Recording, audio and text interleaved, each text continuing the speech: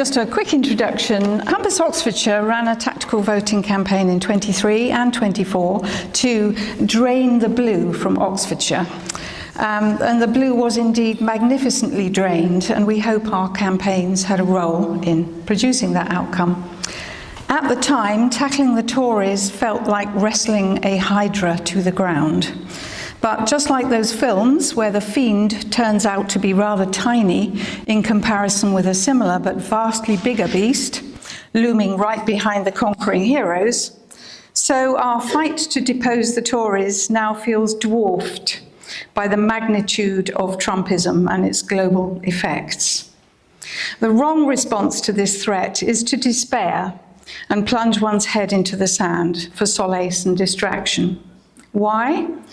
Firstly, because it's precisely how they want you to respond. Your shutting down does their work for them of switching the light off for democracy. Secondly, because the UK still has a centre-left progressive majority. It's fragile but tangible, concrete evidence that we still have efficacy in demanding change. Thirdly, because if ever there was a time to fight for our democracy, now surely is it. You're here because I guess you recognise this. There are many aspects to a healthy democracy that we all want to fight for, from environmental climate action to PR, fair taxation, better social care.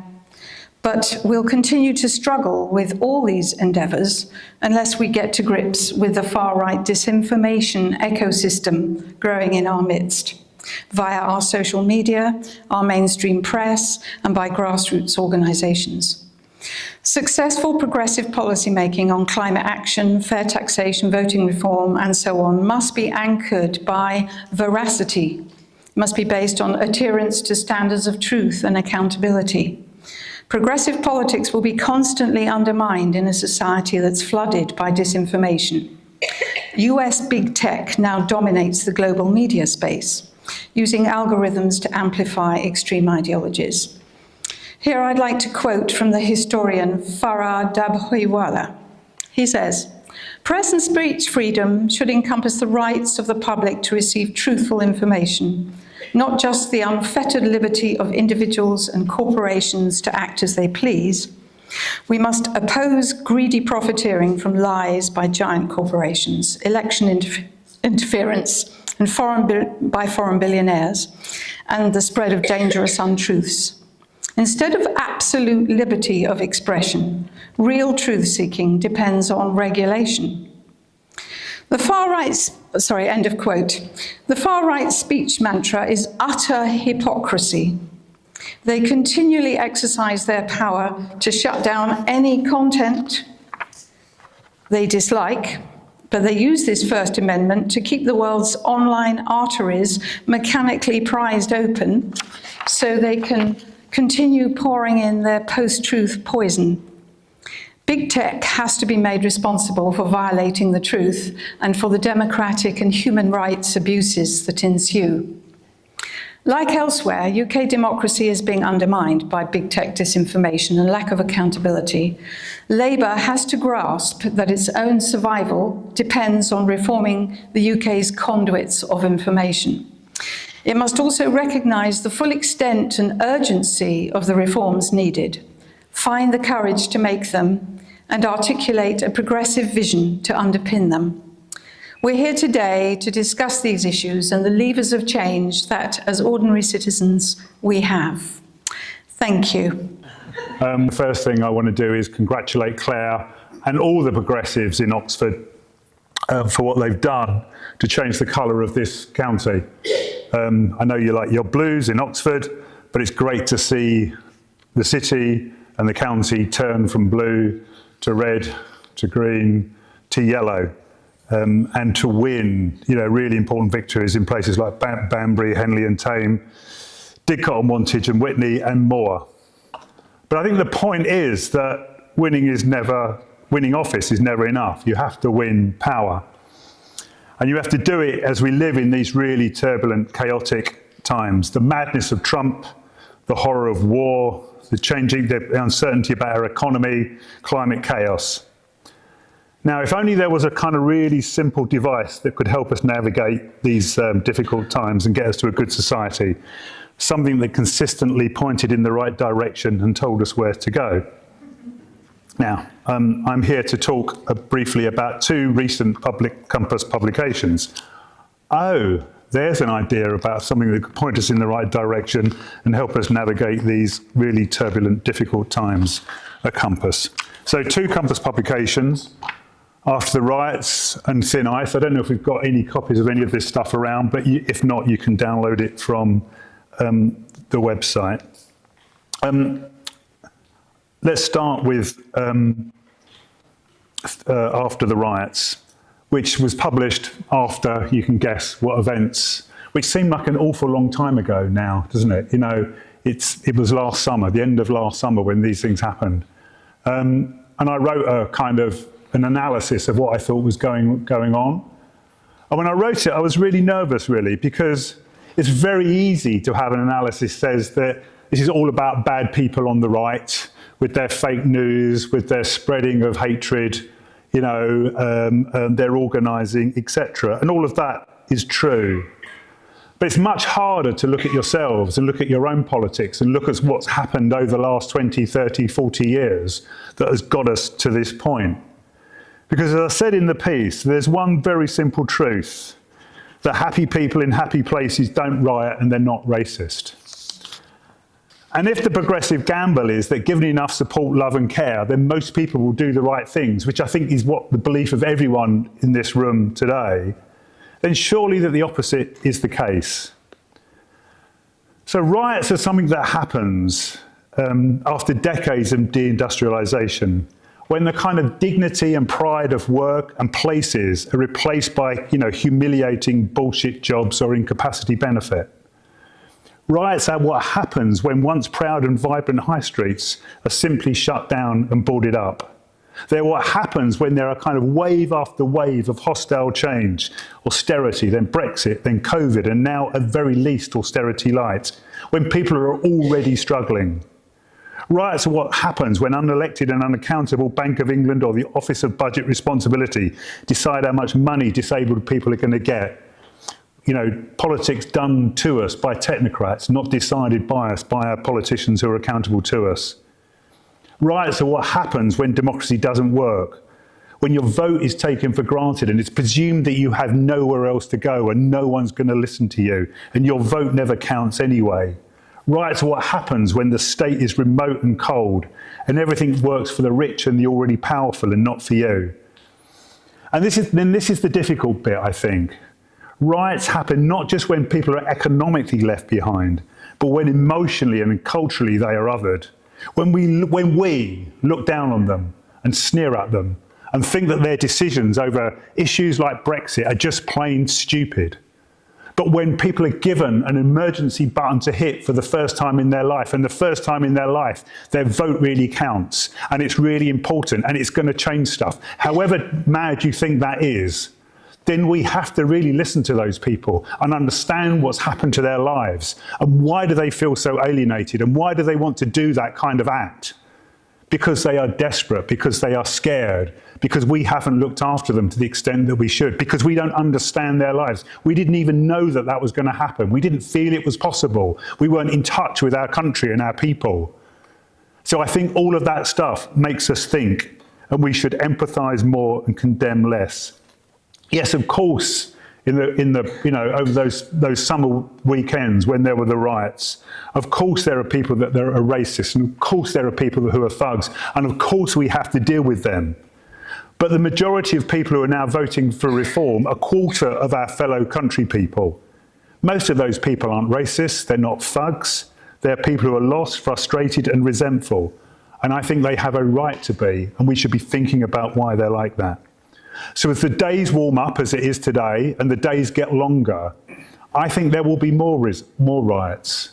You know, I predict a riot, because those people are still let down, still frustrated, still resentful. And they're particularly resentful because they were promised change last July and they haven't had it. So there's going to be more of this stuff.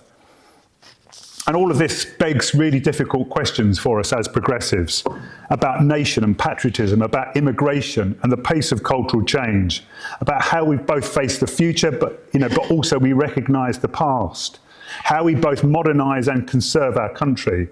What do we think about notions of class? How do we find the resources to invest in jobs and communities, public services and places that enrich our social soil and not just degrade it? How do we understand the causes of extremism without condoning it? How do we regulate social media? All this and more we have to work our way through. And that demands a politics that is both tolerant and curious, and people who are willing to say, I don't know, I'm not sure. People who want to negotiate a better future and not just impose it. Welcome to the world of Claire and Compass and the kind of politics that we try and promote, where we can be those kind of people and have those kind of conversations. So turning quickly to the other publication, Thin Ice, which was the work we did to analyse what happened last July, when Labour, of course, won really big, but the victory was wide but incredibly shallow. To our frustration in Compass, the election was all about kicking out the Tories, and we understand why that was. But we kept asking the questions, well, what then? What then? Right? And people didn't want to listen, and they didn't want to talk about that. It was just get the Tories out. But there was always going to be a kickback to that. There are no shortcuts in politics. You have to dig really deep, intellectually, culturally and organisationally, if you want to change the world. And we didn't see that stuff going on within Labour. And now we are where we are. From back to the election, we know the figures. Labour won 64% of the seats with only 34% of the vote. That isn't democracy, that's a farce. And in 131 seats, Labour's margin of victory was less than 5,000. A 6% swing across the board would see Labour lose its majority at the next election. Reform came second in 98 seats, most of those Labour. The Greens came second in 39 seats, again, most of those Labour. Turnout was below 60%. The scale of tactical voting was unprecedented, with 4 in 10 Labour voters expressing weak or tactical support for the party. In almost 100 seats, the vote of the winning candidate was less than 35%. Again, that is not democracy, that is a farce. It used to be 10 seats of that number. Our democracy is not fit for purpose anymore. And get this, in 202 seats, what we in Compass call regressive tragedies, seats where the combined Tory and Reform vote was bigger than the winning progressive candidate. So all that Nigel Farage and whoever's going to be the next leader of the leader at the next election for the Conservative Party, all they have to do is exactly the same deal that Keir Starmer and Ed Davey did at the last election. Stand a paper-thin candidate, don't put any resources, don't put any time, and 202 seats could go to the right, just like that. So easy to do, they could sweep the board. And now Labour, with no plan and no vision, has quickly stumbled into what we'd say is survive the day mode. Their poll ratings have fallen by around 10%, while Reform have gained more than 10%. And look at the polling situation now. On many opinion polls, there are 5 parties polling in double digits. And this is a system that is explicitly designed for 2 parties. You end up in absolute and complete electoral chaos in those positions, where very, very tiny movements of votes, from one party to another, lead to huge changes and swings in seats. It's completely unpredictable. Now, we don't know what's around the corner, and we know all the events and who's going to go up and who's going to go down. But that multi-party politics, I think, is here to stay, and our electoral system is not fit for purpose. So in all of that, where does the hope lie? It lies in 2 places. Something that Compass calls the progressive majority, which Claire referred to, and what we call a kind of growing systems consciousness in civil society. In every election since 1979, bar 2015, there's been a progressive voting majority in this country that far outstrips the Tory vote. Just think, in 1979, Thatcherism would never have happened if progressives had worked together, and what a different kind of world we could be in now.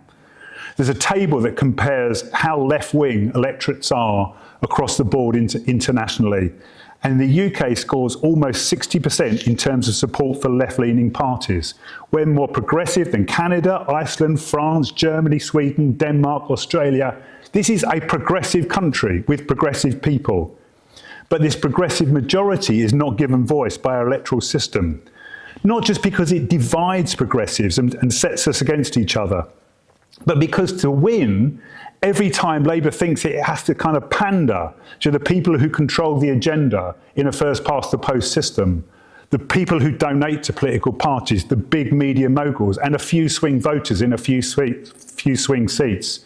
So Labour to win and not agitate and not get those people opposed to them, their promise is always, we won't change anything very much. And then you get over the line, and then you're in a kind of doom loop spiral. I'm being interrupted by a bell. But quite right. I'm going to finish very quickly, so don't worry. I'll be easily within my time. So we're in that doom loop now, and we feel it with a government that didn't build up a vision, didn't have an organisation, hasn't got the culture, hasn't got the alliance. And we're feeling the pressures of that now. So to finish, there is another way. In the face of Farage and fascism, there has to be. Is to unite the progressive voices in this country, to work together and not against each other. It is to say that on key issues like proportional representation, taxes on wealth, and the regulation of the media and social media, that we agree on the fundamentals that will change our democracy and could change our economy, and we will work together and vote together to make change happen. The real power of Reform and Nigel Farage and people like them is that they tell people what they already know, that our economy and our democratic system is broken, that society is in decline. Theirs is an elite revolt from above. Ours is a popular revolt from below, a popular front that gives voice to the progressive majority of this country, and so gives voices to those in civil society and communities who know the system is broken and the policies that they want in terms of environment, equality, civil liberties, and you name it, cannot be squeezed through a system that is so orthodox, centralising and controlling. This is the progressive majority to be mobilised inside and outside of Parliament. And you don't mobilise that progressive majority by pandering to reform, by trumpeting how pleased you are to have deported people, to keep on going about deregulation or to cut in the way benefits and services in the way they are. That isn't the way to do it. This is a reference for older people in the room. Why do you kind of buy Freddie and the Dreamers when you can have the Beatles? You can't win by trying to out-reform reform. You have to present an alternative to them. So Prime Minister Farage has stopped being a nightmare and now looks instead like a possibility. Doing the same thing and expecting a different outcome is always a side of madness that will simply deliver high office to the lowest people. We are not mad, but we are determined. Determined to present a vision of a better society, determined to deliver policies that will underpin it and alliances that will make it happen. We're Compass, and we know that the test of a true radical is to make hope possible, not despair convincing. I think our time is now. So let's get on and build the work of people here in Oxford and across the country to make our dream of a good society a living reality. Thank you. It's a real pleasure to be with you all this afternoon. I want to begin by just saying a big thank you to the many Compass friends in the audience. As Neal referred to, last year's election was a triumph for progressivism in Oxfordshire, and I'm truly grateful to the many from other parties who lent their support to Liberal Democrats in my constituency of Bristol and Woodstock and helped me get over the line. So many thanks to you. I've been asked this afternoon to say a few words about the challenge of disinformation in our political system and the impacts that it has. It's a vast topic, and especially in the company of some of the other speakers, I do not lay claim to be an expert in it. So what I intend to do is to lay out two aspects of it that I have some knowledge and experience of, and then finish by posing some questions about how we address this pernicious challenge. Because disinformation is something that poisons our politics and infects society. Let's be clear, it's a deliberate strategy to erode trust and to cause breakdown in our democratic institutions. It's accompanied by narratives attacking the so-called elites, denigrating scientific method, contesting the legitimacy of courts and investigative journalism. This is designed to make people susceptible to false information. And it distorts the concept of free speech. Free speech goes from being, I'm entitled to express my views, to no one is entitled to challenge the selective basis of my views. So it undermines the whole idea that we should have rational contestation of ideas. So responding to this assault is really hard because it's a deliberate and concerted strategy. And it's clear that in this country, as in others, our democratic governments and democratic institutions are struggling with the challenge. However, we cannot leave it to the online companies who profit so significantly from the emotive impact of disinformation as other content to self-regulate. So what I'd like to do is discuss two areas of this. The first, foreign influence, and the second, the impact of online harassment towards candidates in political elections as dimensions of this challenge. There's many more we could have chosen, but I thought I would just focus on these two. And I speak about foreign influence partly in my role as the foreign affairs spokesperson for the Liberal Democrats, in which capacity I speak regularly in the Commons and with other politicians about the impact of hostile states towards our democracy. Back in 2020, the then Conservative government and the Intelligence and Security Committee commissioned the Russia report, which was an attempt to look at the impact of Russia on our democratic processes. As many of you will know, disappointingly, large portions of that report were redacted, so we couldn't see all of the information that the committee gathered.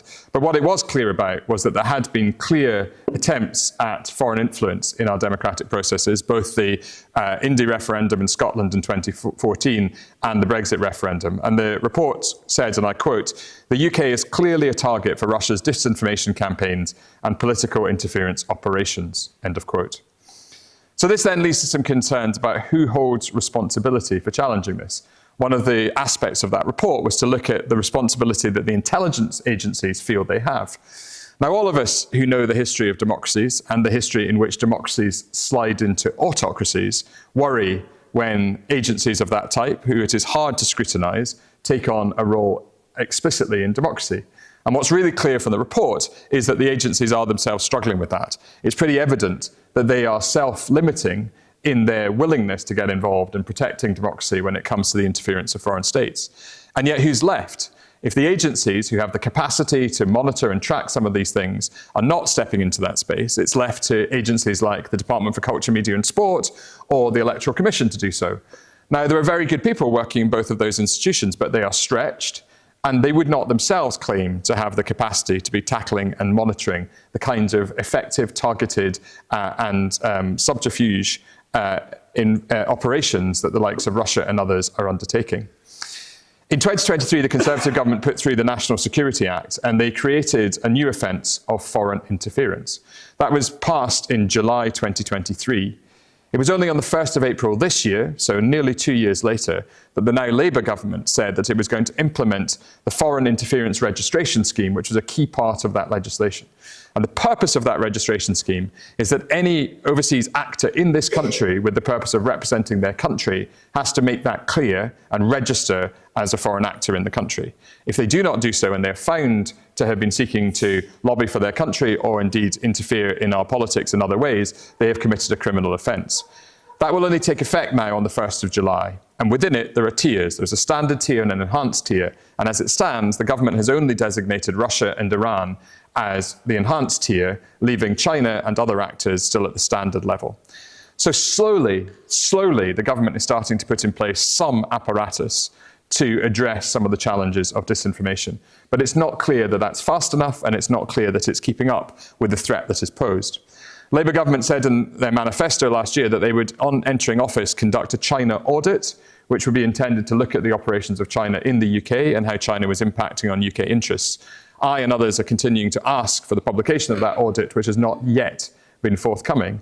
And at the same time, partly in the context of the Trump administration, we see a steady flow of ministers to Beijing, and indeed the Chief of the Defence Staff was there this week along with the Trade Minister, seeking to build bridges, build relationships with China, all the time not putting in front of the Parliament or the British public the government's assessment of the threat that China poses to us. So we have that on the security side, and then, as you know, we also have the Online Safety Act. When the Online Safety Act was introduced, foreign influence and interference was made a priority offence. So there's an attempt in that legislation around how people behave online to include aspects of the elements that were included in the National Security Act. My concern is that this framework is still fragile, that it is largely inadequate, and that to a high degree it puts too much responsibility in the hands of these social media companies rather than being bolder and braver to actually regulate effectively. Last piece of concern that I would share is that we've seen reports in the last 2 weeks as the UK government has scrambled to respond to the bullying behaviour from Donald Trump, that the government is prepared to put aspects of the Online Safety Act, and for that matter, the Digital Services Tax, on the table as things that they would be willing to remove in order to curry favour with Donald Trump and his technology backers. To me, that's a grave source of concern. I don't think we should be trading our tax policy and our regulatory policy, which is intended to protect the functioning of our democracy as well as our young people online, for the financial interests of the US, however challenging the trade environment might be. I am far from being any kind of expert in the algorithms that govern our social media. But I think even a layperson thinking about those algorithms can identify a few key elements which I think are germane to what we're talking about here. So first of all, the question of what is said. And I think those of us on the progressive side of politics struggle with this, because we come right to the heart of freedom of speech, which is such an important part of the democratic values that we are protecting. So on the one hand, we have an instinct to say people should be free to express views, subject, of course, to the legal definitions of incitement of hatred and other things that tip over into criminal offence. The next question there is, who sees it? So those who are publishing to these platforms have the opportunity to disseminate it, but as we all know, how far it reaches is largely governed by the algorithms. And those algorithms are locked and very carefully protected by the social media companies, principally with the objective of generating interactions and therefore revenue for themselves. So unless governments are willing to actually get stuck in to looking at those things, rather than simply calling for the self-regulation of the industry, there is a problem about our ability to understand who is seeing things. And then the final point is reach. So if we take somebody like Elon Musk may have set up the algorithms of X to ensure that his posts are put in front of us all. But he, in a way, doesn't need to, because he has so many followers that anybody interacting with that will in its own way stimulate the algorithm to put it in front of other people. So we have these three elements: what is said, who it reaches, and who it is said by. And they are all worthy of consideration when we think about the right balance of regulation in a free society. Second area I want to touch on slightly more briefly is the harassment and intimidation of candidates. So as somebody who stood in a national election for the first time last year, I was acutely aware of this threat. In fact, at the Blavatnik School of Government, where I was previously, supported by the Landecker Foundation, a team had done a great deal of work on this aspect, and I was familiar with their studies. The Electoral Commission published research that showed that in the May 24 local elections, 43% of candidates said that they had experienced abuse or intimidation, and 10% self-described this as serious. When they were given some examples of what abuse and intimidation might amount to, a further 13% said, actually, I did experience that. So we can say it's between 43 and 56%. That is very aligned to the figures they then derived from the general election, where 55% of candidates said that they'd experienced abuse or intimidation. And of those, 13% said that the form that took was serious. On a scale of 1 to 5, they rated it as either 4 or 5. So we can see that there is real interference in our political process by people using intimidation and harassment to intimidate candidates who are taking part in the democratic process. And that is happening in real life and online. But really troublingly, this is not uniform. It is targeted at particular groups within the candidacy. So women and those of minority ethnic background are much more likely to be targeted. 56% of women in the local election last year who were candidates said that they would not campaign alone because they were intimidated by the environment in which they were campaigning. That compares to 19% of men. And 47% of women said that they would avoid discussing controversial topics, which relates to 20% of men. So we have this issue. First of all, we need a thriving democracy in which people of all backgrounds, all genders, and all ethnicities feel able to stand. And yet people are being intimidated in this way and discouraged from standing. Secondly, those who stand are experiencing genuine distress as a result of the level of harassment they're receiving, which not only is an issue for them and their well-being, but also a further discouragement to those who might stand in the future. And finally, those who do stand, and even those who are elected, are self-censoring what they talk about because they're so scared about what the online and in real life reaction might be. And this is just not acceptable. For those of you who want to look into it more, the Joe Cox Foundation has done excellent work in this area. And as I said, there are publications from the Blavatnik School and the Alfred Landecker Foundation. So just to leave you, I think as we think about these challenging topics, there are three questions that resonate for me. First is, who should regulate democracy? Now that's a huge question. But when we think about the online space, who is it that holds the responsibility there? Is it Ofcom? which was originally set up effectively as an economic regulator of the media industry? Is it the Electoral Commission as an arm-length body which reports into Parliament? But then you have the issue of who controls Parliament. So to Neal's point, I very much hope we won't be there. But if we had parties of a less progressive nature controlling Parliament, what could they do in the setting of the mandates to the Electoral Commission? And then the second question I'd want to ask is who defends democracy? I've already highlighted this question about the role of the agencies in looking at what's happening online. Are we comfortable with that? Do we have fears about that in terms of the secrecy that goes with those agencies? And is that a trade that we're willing to make? And finally, who should identify and regulate misinformation? You know, part of the disinformation approach that I described is contesting truth, is trying to challenge the heart of what truth looks like. And consequently, who we charge with assessing information is not a neutral question.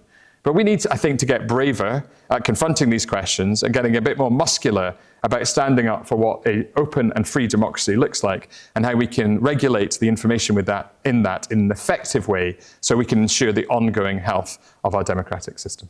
Thank you.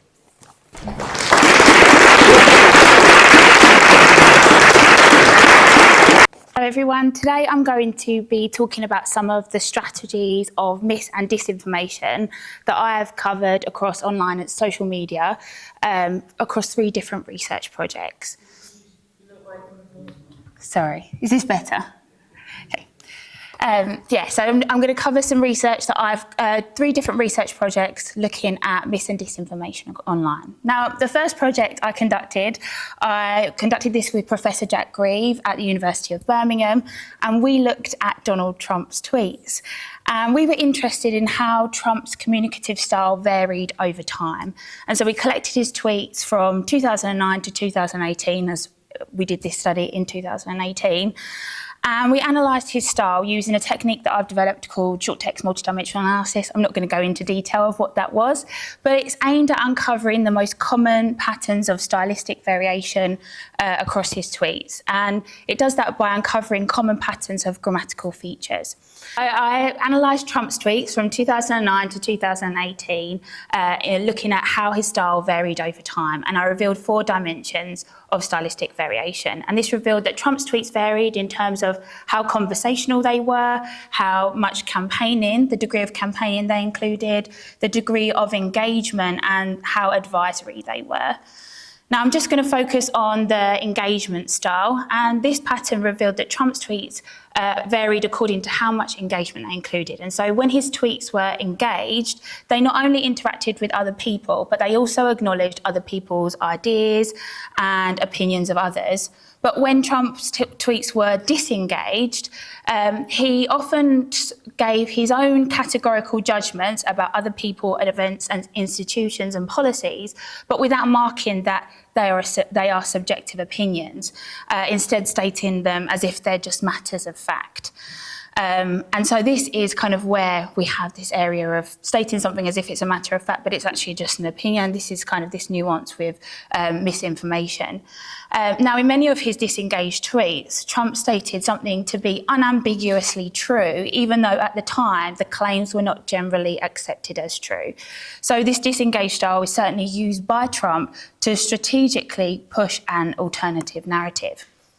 So that was Trump's tweets. My next project was for my PhD research, which I looked at trolling tweets. And if any of you don't know what trolling is, I can explain that. It's essentially people online, essentially trying to provoke an argument or provoke a response from people, and they say a variety of different things. And I was interested in how trolling tweets, the functions of trolling tweets vary and compare to ordinary, just general tweets. And I uncovered 4 dimensions of functional linguistic variation. Now, I'm also just going to focus on one communicative function, and this is informational broadcasts. And this was the most common pattern of linguistic variation that I found when comparing trolling tweets and general tweets. And I found that there was a considerable overlap between them, so they often employed this communicative function. Now, tweets, when they were associated with this function, they had an informationally dense style. So they packed lots of nouns, noun types, noun modifiers, and just incorporated lots of information, sharing different kind of press reportage and broadcasting that information across the internet and across Twitter. And they were just commenting on news, but sharing a lot of news information. And it's not possible through my analysis to tell how truthful they were, but many of the tweets associated with the trolling ones were false and misleading, just based on what was known at the time. And so as from this analysis, we can say that this kind of communicative style is used by trolling tweets to spread misleading information. But as I said, this function was also used by ordinary tweets, just to share information, and often this was truthful information. And so what I think is that because this repertoire is commonly used to spread truthful information, it helps to make that false information that the trolling tweets are trying to spread, it helps to make that just a bit more believable, because it's in that expected form that we would expect to see truthful information. Now, the final project I will briefly speak about is my most recent project, and this was funded by the Leverhulme Trust, and I've been looking at some funny spaces on the internet, looking at websites that are known to promote pseudoscience and conspiracy theories. And I collected text from several known websites. I think I had 250 different websites. And I was looking specifically at texts on these websites that mentioned vaccination, climate change, genetically modified organisms, and stem cells, as these kind of spark a lot of anti-science. And then I explored common representations, common discourses for each topic. And then I was interested in, not just in the individual topics, but I was interested in what is shared between the topics. Now, I'll just focus on one shared discourse, but if you want to ask me more about them, I can address these in the Q&A. But the discourse that's shared across all topics is the idea that we are being lied to. And this discourse occurred in texts in relation to climate change by suggesting that by focusing on debates within climatology. So there are areas in climate science where there are debates and there's not necessarily full agreement, but that was then used to kind of say there is no consensus on anthropogenic global warming and climate change, and so as a result humans aren't making an impact on the climate. It was also used to say that the mainstream media their reports on climate change are sensationalistic and causing alarm, so we shouldn't believe that, we shouldn't do anything. It's not as bad as they're making it out to be. With regards to vaccines, we are being lied to was kind of demonstrated in many texts talking about infection and death rates, saying that they aren't as bad as they're making it out to be. They often say that the virus isn't that bad. It will actually make us strong through the natural antibodies that you make. They say that we're being lied to because vaccines are not safe or effective, and that they've caused various disorders and diseases, which we know that that's not true. With regards to stem cells, they talk about chemotherapy and radiation quite a lot, as they critique these therapies, as they say that it doesn't kill cancer stem cells, so they're pointless treatments, and we're being lied to just to kind of profit the big pharmaceutical companies.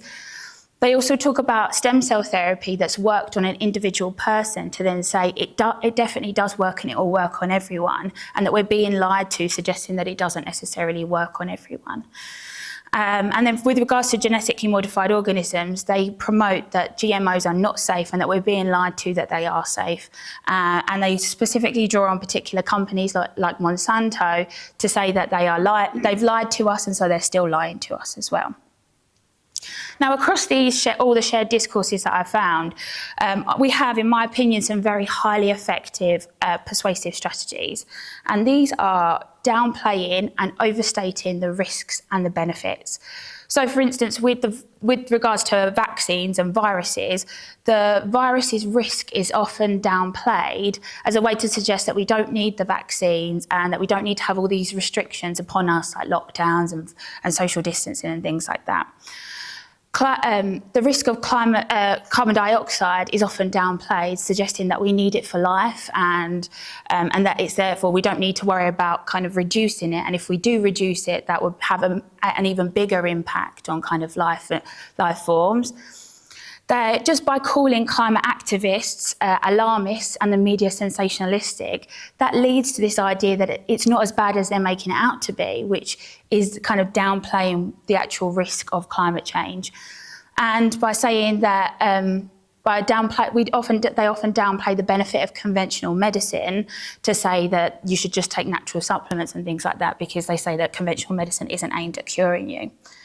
With regards to overstating the benefits and the risks, the vaccine side effects are often overstated to say that it will cause something, it will lead to different disorders like autism, and when we know that there are obviously side effects for vaccines, but they say that these are much more severe than they are. The benefits of CO2, as I said, these are often overstated as a way to kind of promote climate inaction. The promise of stem cells is overstated despite limited research. They suggest that just it works on one person, so it will work on everyone, and that's not the case. They often suggest that natural supplements will cure, treat and prevent all sorts of different ailments, and that is very much an overstatement. And they overstate that all GMOs are harmful. Now, what is the effect of these persuasive strategies? Well, I think the effect is the illusory truth effect, and this depicts that repeated information is often perceived as more truthful than new information. Now, something that's very important is that these anti-science websites, ones that promote pseudoscience and conspiracy theories, they repeat a lot. They are constantly repeating, recycling, regurgitating the same arguments over and over again across different websites, on the same websites over time. I mean, you could look back over time and find the same article just repeated over and over. It's just constant recycling and repeating. Now, I've uncovered through my research that not only is there lots of repetition across the different websites, but there's also these shared discourses that are repeated across topics. So the same idea that we are being lied to occurs for vaccines, occurs for stem cells, GMOs, and for climate change as well. And that just makes this all a bit more believable because they're hearing it again and again and again. So what are we up against? Well, I think we're up against three very highly effective and very persuasive strategies. The first is a simple strategy. The simple strategy is that they just make use of repetition, and repetition makes things much more easily believable. The second is that they pay homage to very subtle strategies. This downplaying and overstating isn't outright lying. They're not saying that climate change doesn't exist, but they're just saying that it's not as bad as they're making it out to be. And again, this makes it a lot more believable. And finally, the last strategy is a simulated strategy. By employing similar communicative styles and communicative functions as that people use in order to spread truthful and accurate information, this makes it a lot more difficult for the ordinary person to delineate fact from fiction. So simple, subtle and simulated strategies. And that's everything. Thank you very much.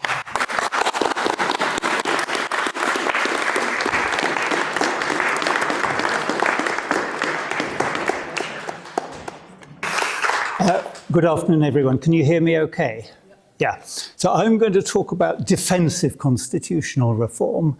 I'm particularly interested in defensive constitutional reform in the UK, but I'm actually going to start by talking about the US, because I'm afraid there are some important lessons for us.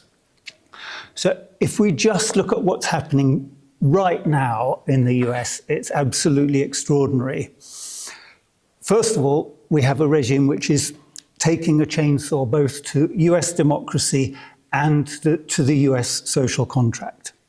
So in terms of democracy, they're systematically removing checks and balances, ignoring court judgments, talking about activist judges, bringing in legislation to restrict the power of judges to review executive things. We can see that they are ignoring due process. People are being snatched off the streets and sent to El Salvador with no due process at all. That's an extraordinary thing to be happening. They're already restricting the freedom of academic research, and they're threatening those in the media who are attempting to hold them to account and to be critical. So all of those checks and balances are being very, very aggressively dismantled right as we speak. And what's happening to the social contract is equally scary. Doge was created, it's an unelected body, but with extraordinary power to dismember parts of the state apparatus. So, for example, they've already, to a large extent, erased black and female history from every federal rule, from military sites, etc. They have ceased funding to progressive organisations, including the Office of Domestic Climate Change Policy. They've abolished, well, they're in the process of abolishing the Department of Education. They're attacking Medicare and Medicaid. They're attacking benefits, including SNAP, supplementary nutrition, in other words, food vouchers for people who need food. They're banning books. They're weakening unions. In Florida, they are introducing legislation to liberalize child labor.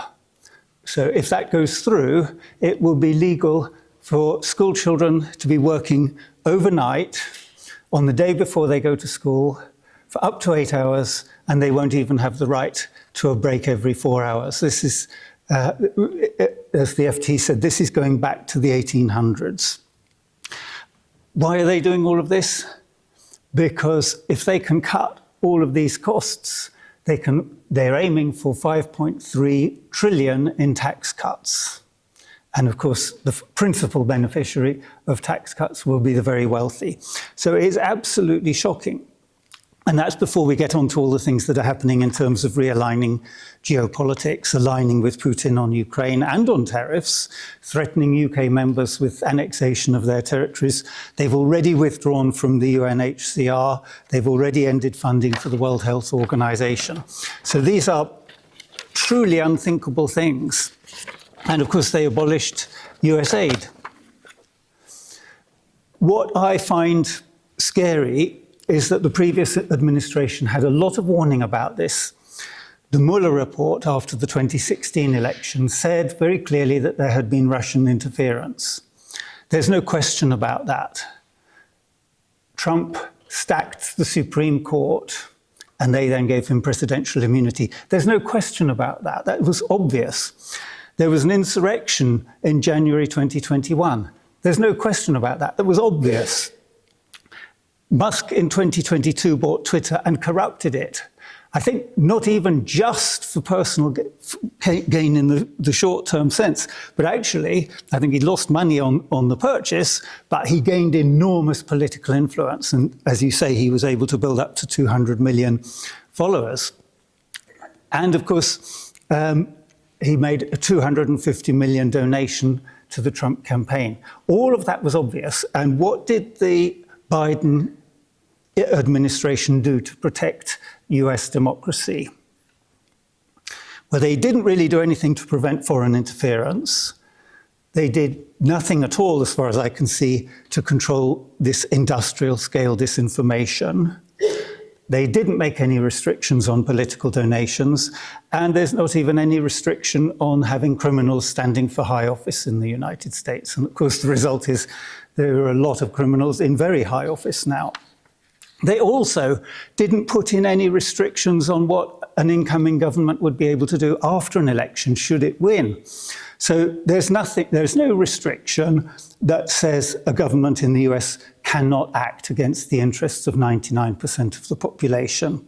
There was no strengthening of the separation of powers, for example, the power of the courts to hold the executive to account, no strengthening of academic and press freedom, and no effective protection at all against abuse of presidential powers. Now, I'm sorry to have talked so much about the states, but the reason I wanted to do that is because I think there are some lessons for us. It's very, very plausible that exactly the same thing could happen here. We have a largely unwritten constitution which relies on what Lord Hennessy called the good chaps theory of government. And in practice, what that means is that we don't have any defensive measures in place. So pre-election, we have no control really over foreign interference. There's something maybe starting now. We have absolutely no control over this industrial scale of disinformation. We have no effective restriction. There are some restrictions on political donations, but they're not effective. And there are no restrictions on criminals standing for office. You can't, I think, stand as an MP if you're bankrupt, but otherwise, as far as I can see, there's no real restriction. And perhaps equally importantly, post-election, there's no control on what an incoming government could do if it manages to get itself elected. There's nothing to stop a government acting against the interests of 99% of the population. The Separation of powers hasn't been strengthened, academic freedom isn't strengthened, and there's no protection against what 50 years ago Lord Hailsham warned us about. He used the phrase elective dictatorship, saying there's really no protection in the UK against us electing a prime minister who wants to act as a dictator. We've had 50 years of warning, we've done nothing. But we've also had a lot of recent practical warnings, just like the States.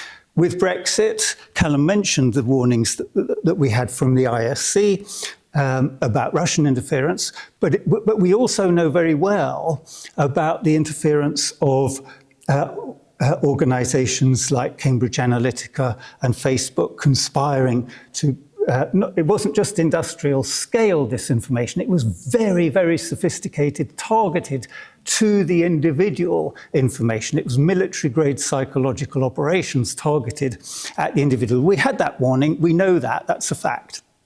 Johnson and Cummings systematically removed checks and balances. So we are now one of few countries in Europe that doesn't really have the right to peaceful protest. And we saw, not very long ago, just a week or so ago, a Quaker meeting house, perhaps having a meeting rather like this one, was stormed by the police because they had reasonable suspicion that they might be planning some kind of disruptive protest. Well, that's pretty scary, actually. So they removed that one. They removed that right of peaceful protest. They purged the civil service. They introduced a judicial review bill in an attempt to restrict the power of judicial review. They wanted to reduce the power of whistleblowers. And they even went so far as proroguing, it was reversed, but they did go so far as proroguing Parliament to stop parliamentary scrutiny of what they were up to. All of that is fact. We know this. We know that Musk is now currently using his account to attack the government, to say that civil war in Europe and in the UK is inevitable, etc. We know that he offered $100 million to Farage. We also know that there's a group called Resolute 1850, which is seeking US funding for Farage. They've already pledged him $1 million. Well, we don't know exactly what's going on with his funding, but we know somebody's funding him now because his net worth is estimated at around $4 million, which is quite good, but it's not enough to enable you to spend £150,000 every month on Facebook advertisements. That dwarfs the combined spending of all the other parties in the UK. Somebody is funding him lavishly right now. So we've had the warnings.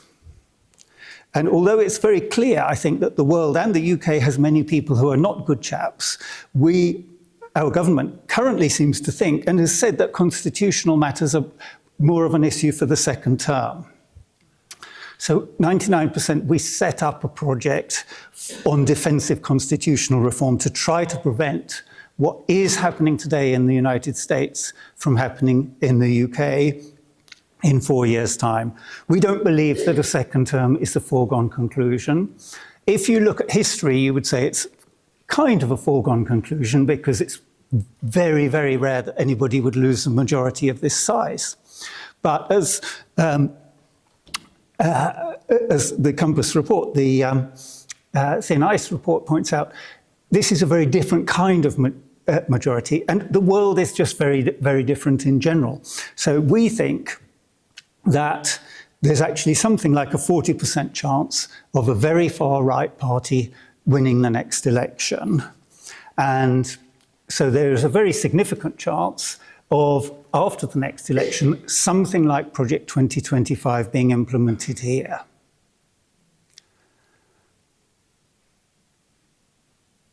We're effectively, by not acting, we're effectively playing Russian roulette with British democracy and the British social contract. But we're playing Russian roulette with two loaded chambers. That is not a risk that any sane person would want to take. So we, in conjunction with several other organisations, are trying to raise awareness in government and outside of those risks. We can still act. There's still time to act. We could put in place protections before an election. We could control dark money in politics. That wouldn't be too difficult, and the government is actually thinking a bit about that. We could put in control over disinformation. As we've heard, that one is much more difficult, but it is absolutely vital. If you lose the idea of truth, you really are going to lose the idea of democracy. You can strengthen campaign fraud investigation and penalties, and you could disbar parties if they're egregiously breaching the rules. At the moment, the Electoral Commission has the power to fine them £20,000 or something. Well, if they've got somebody whose net worth is 200 billion backing them, they're not going to be unduly put off by that. You could reform the voting system. And it's not really a constitutional reform, but very, very importantly, you could make sure you're delivering on the promise of national renewal. When we estimated the probability of a far-right government, and we looked at the sensitivities, quite a big sensitivity is whether at the time of the election, this government is perceived to have delivered. And if it isn't, the probability of a far-right government goes up a long way. And they should be putting in constitutional safeguards after an election, increasing the separation of powers, undoing some of the things that Cummings was working on, constitutional protection, requiring a supermajority to overturn them, to make sure that we have an independent judiciary, independent civil service, independent academic research, and independence of regulators, in particular the Electoral Commission. So there are things that can be done. We need to get the government to do them as a matter of urgency. Second term may be an illusion. It needs to happen now. It needs to happen well before a campaign starts. So this is, if anything is urgent, this is urgent. So if you're not already members of 99%, please do join us. It's an all-volunteer organisation, so it doesn't cost anything to join, but we do ask people to help by spreading the message and by getting involved in these projects that we run. Thank you very much.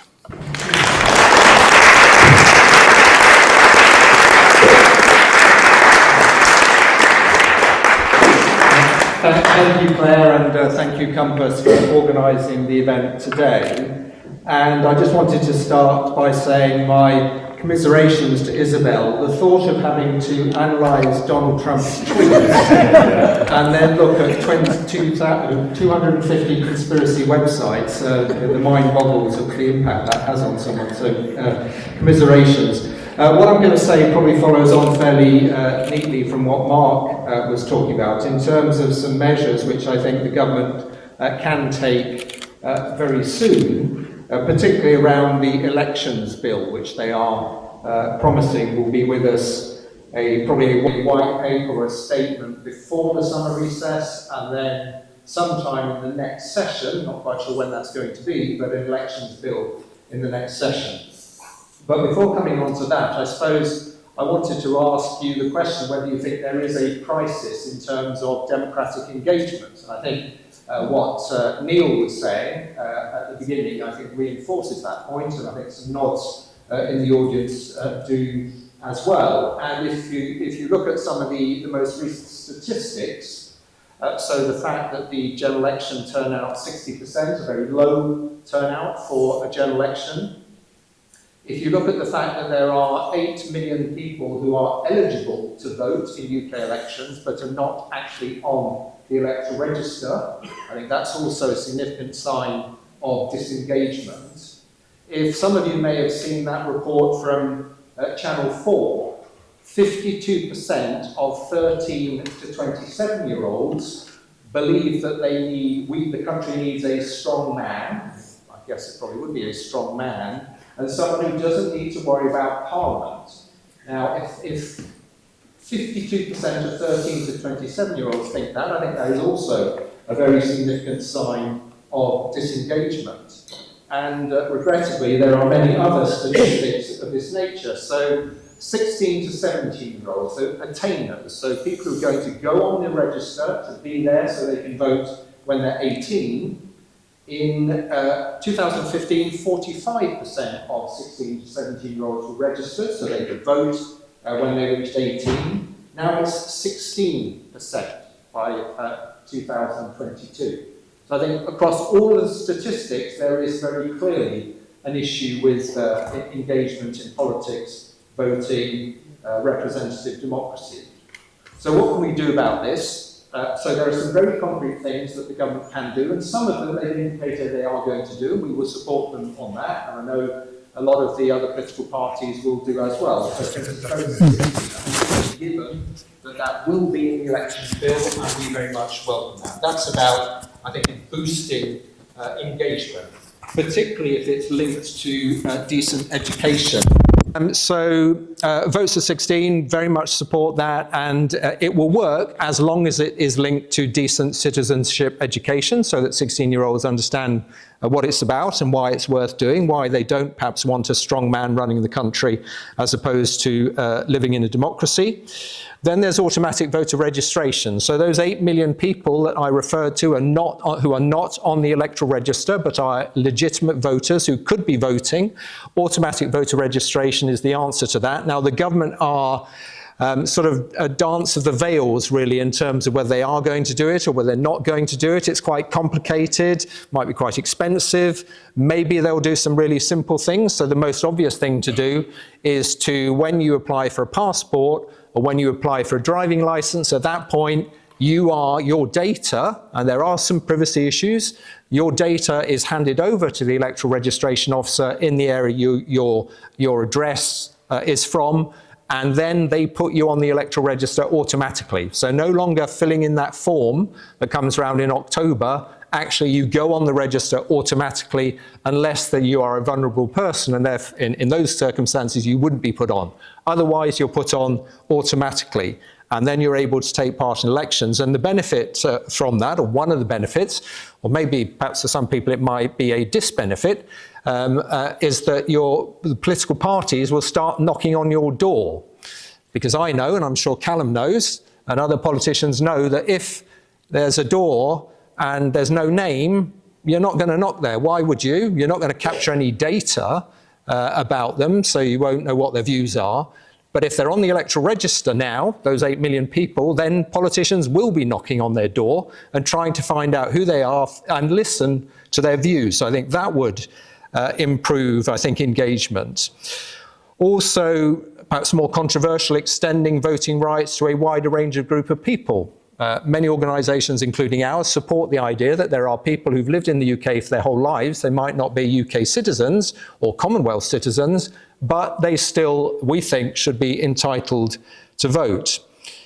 Now, so you get people on the register, and then you need ways of boosting voter engagement. A number of people, earlier speakers, have referred to the role that proportional representation could play to do that, because it means votes equal seats. And that is a pretty convincing argument, I would say, for most people, particularly if you have, in a series of elections, seen your vote not actually help to deliver a seat at all. And I still meet people who say, I've lived in this area for my whole life, and I've never yet actually voted for a candidate that I succeeded in getting elected. And with proportional representation, they would do that. The citizens' assemblies and the engaging people in the policy-making process, I think that would be a way of boosting voter engagement. If people feel that the opportunity to express a view isn't just once every 4 or 5 years in the ballot box, but actually there are opportunities either at a national level or at a local level, and many authorities, including Oxford, are doing this, of engaging people in citizen assemblies so they are participating, active participants in decisions that affect them. I think that's another way of boosting voter engagement. Big money in politics has been mentioned. If you want people to feel that their views are being heard, what you don't want is parties, and it's all across the board, the parties being funded mainly by donors who are donating £100,000 or more. And whatever a politician says, that donor is getting something for their money. What they're getting at the very least is that when a donor who has donated £100,000 or more calls or emails and says, I want to speak to the Member of Parliament, they're going to get that access. Far easier than the person who hasn't donated £100,000. So it does have influence, whatever anyone says. So by taking big money out of politics, capping the amount that can be donated, actually what that will force the parties to do, and in Canada's a good example of this, they then have to go and talk to and attract far more members to their party, and therefore far more smaller donors. So you break the stranglehold in some respects that those really big donors have on political parties. And perhaps the final thing to mention is just the issue of tackling the lack of trust in politicians. And I think this was an area where we were expecting fairly immediate action from the new government. Some of you will have heard this idea that the government were going to introduce an Ethics and Integrity Commission. It was talked about a lot in opposition, but I don't know where it's gone. I haven't heard anything about the Ethics and Integrity Commission really for the last 6 months. I hope it will happen. And if that Ethics and Integrity Commission had been in place 6 months ago, it's possible that some of the stories we are still seeing about ministers taking freebies wouldn't be in the news. Now, sometimes when my organisation runs campaigns around this, I'm attacked for freebies, that's a silly issue, it doesn't really matter, it's not big, it's not sort of geopolitics. But unfortunately, the public do actually worry about it, and it adds to their feeling of mistrust in politicians if they see someone, for the sake of argument, the Chancellor, taking a series of freebies which other people would never have the opportunity to have offered to them and couldn't afford to pay for them themselves. So I think I would just conclude by saying that the things that I've outlined, I think separately, none of these, I think, would ensure that our democracy was safe from the sort of onslaught that we've seen American democracy undergo under Trump and his supporters. But I think if we took them all together, then I think they would have a real impact in terms of building the resilience of our democracy. And I look forward to what's going to come after, I think, in the workshops where maybe we will agree to work on some of these things and make sure they are delivered for the benefit of our democracy. Thank you.